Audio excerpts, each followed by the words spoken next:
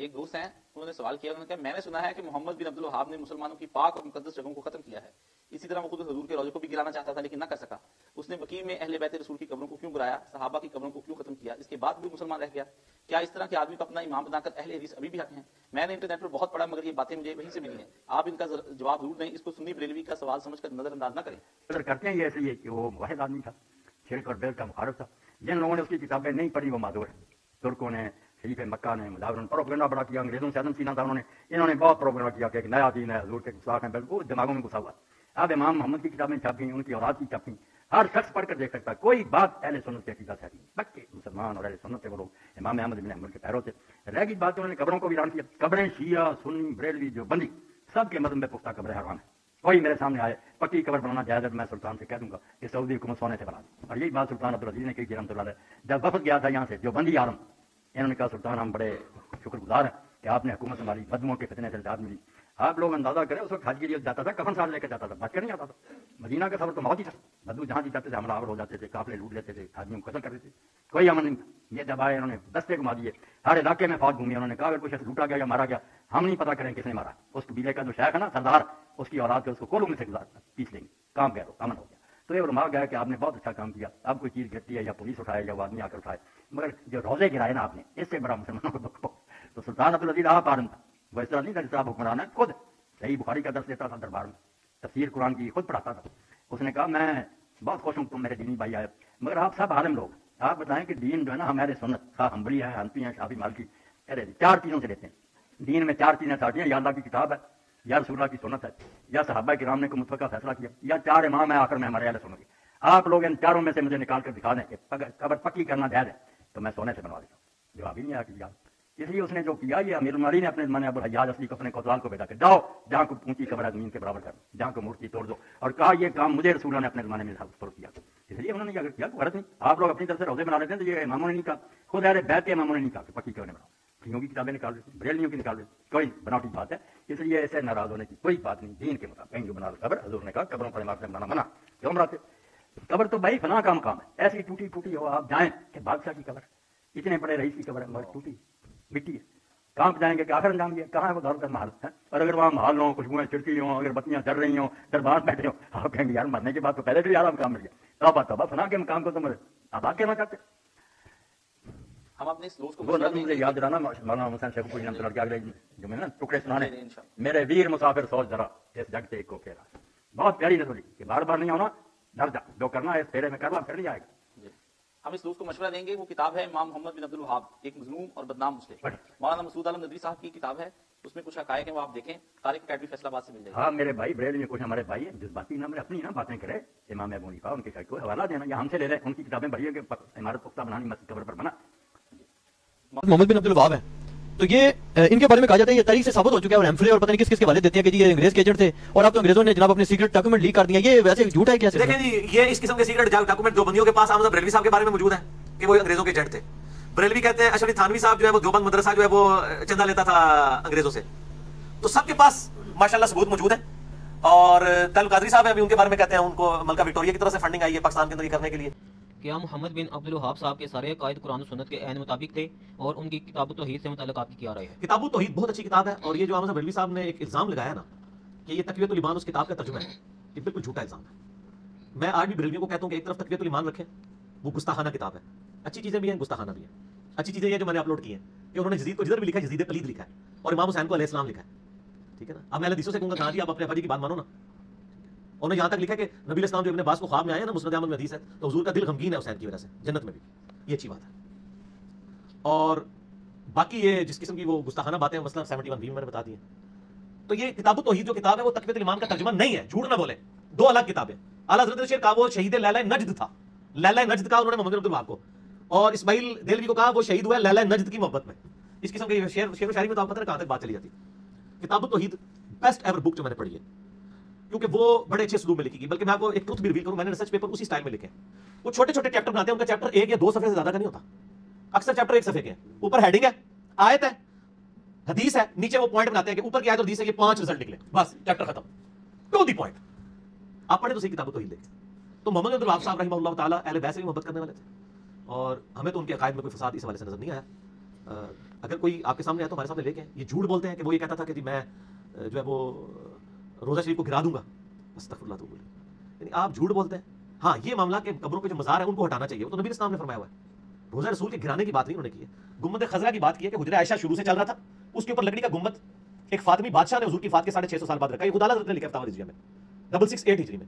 ایک فاطمی بادشاہ نے منت مان کے حضور کی وفات کے 650 سال بعد لا کے لکڑی کے گنبد اوپر رکھ دیا. اور محمد رضا صاحب کہتے ہیں کہ یہ صحابہ تابعین تبع تابعین نے نہیں کیا، انہوں نے سونے کے گنبد رکھتے تھے جتنے وہ امیر لوگ تھے. اور گنبد بنانے کی ٹیکنالوجی تو نبی اسلام سے بھی پہلے کی ہے، قبل از مسیح کی ہے. ڈوم آف دا رانگ انہوں نے بنایا، ڈوم آف دا راک، جو نبی اسلام کے معراج پہ جانے والا پتھر کے اوپر وہ جو گولڈن ڈوم جسے اکثر لوگ مسجد اقصی سمجھ رہے ہوتے ہیں بیت المقدس میں، مسجد اقصی وہ نہیں ہے.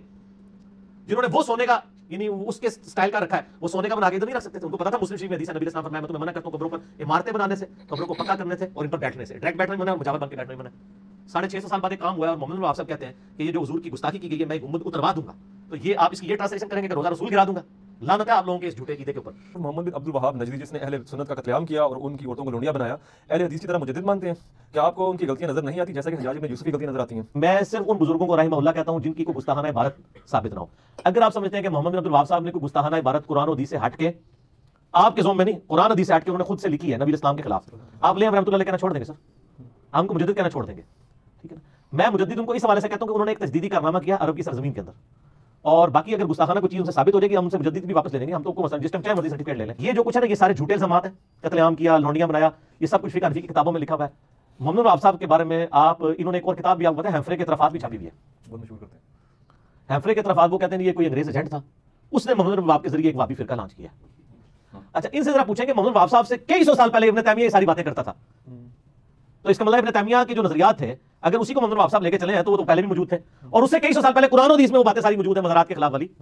تو یہ ابن عبد الوہاب صاحب نے خود تو نہیں یعنی گھڑی بات ہے.